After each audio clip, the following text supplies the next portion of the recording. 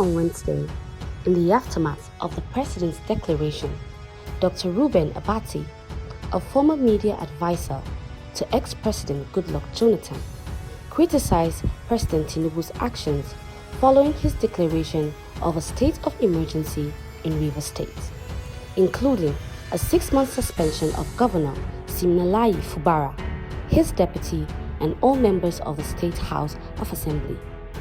Abati argued that Tinubu had overstepped his constitutional bounds by assuming the authority to make laws for the state legislature, which he considered an impeachable offense. Abati emphasized that a governor cannot be removed from office by the president's proclamation.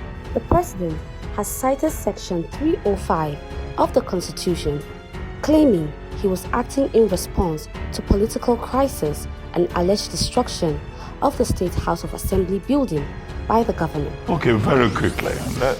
Let me first comment from an interpretation of the Constitution, which the president himself highlighted.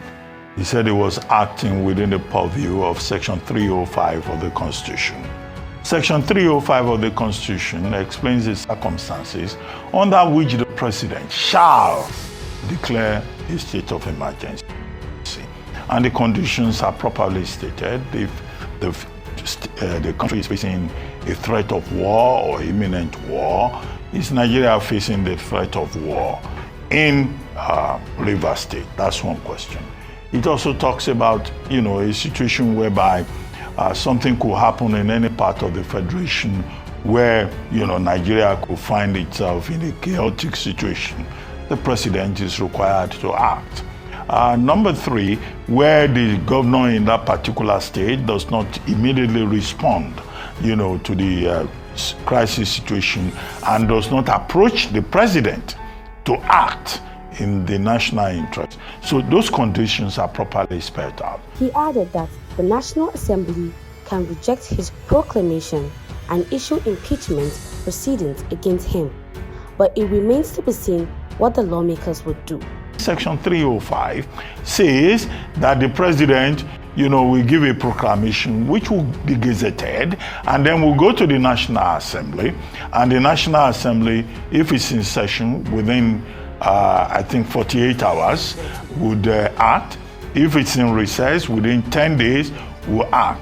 If the National Assembly does not consider that particular proclamation, gazetted proclamation, valid, then it will vote otherwise. 2/3 majority of the two houses, the Senate and the House of Representatives, and if that happens, the decision is abated. Abati argued that while Section 305 is the relevant constitutional provision cited by the president, he believes Tinubu has still violated the Constitution.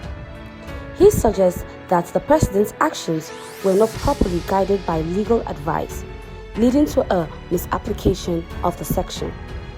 I think that the president has violated the Constitution, even within the purview of Section 305. And he has violated the Constitution because he was not properly advised to respect that section of the Constitution. In what regard did he violate that section of the Constitution? In fact, he acted as the dictator by saying that the administrator that he has appointed can make regulations and laws will be made for the Rivers State House of Assembly henceforth by the Federal Executive Council. The Federal Executive Council does not have such powers. Section 11 of the same Constitution says that, look, when there is a state of emergency, it's only the National Assembly that can make laws for a state House of Assembly. Now, President Tinubu has appropriated unto himself the powers to make laws for the Rivers State House of Assembly. That's an impeachable offense.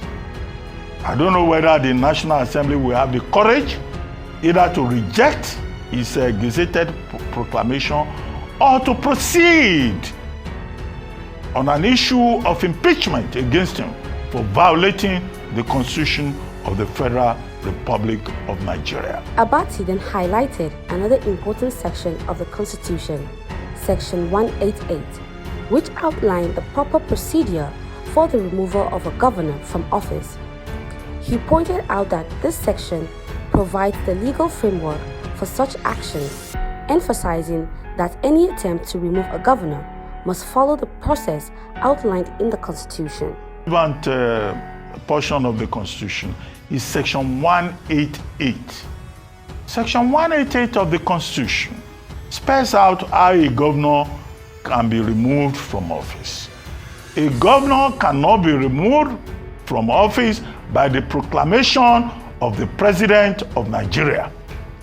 It can only be removed if there is gross misconduct, as put as an allegation by the House of Assembly, and then the CJ is advised to form a panel of reasonable people, people of distinguished qualities in the state.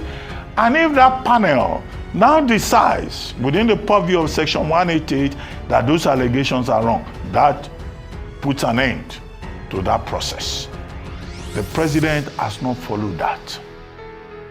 He has acted unilaterally. Section 1, subsection 2 of the same Constitution says that this country called Nigeria cannot be governed except by the provisions of the Constitution. There is no provision in the 1999 Constitution that says that the President of Nigeria can unilaterally remove a governor, remove the deputy governor, remove the legislature of a state in Nigeria. So that proves that this is a violation of the Constitution. Abati emphasized that the 1999 Constitution does not grant the President the power to unilaterally remove a governor, deputy governor, or legislature. He argued that this lack of legal basis made the President's action a constitutional violation and called for those advising the President to be held accountable.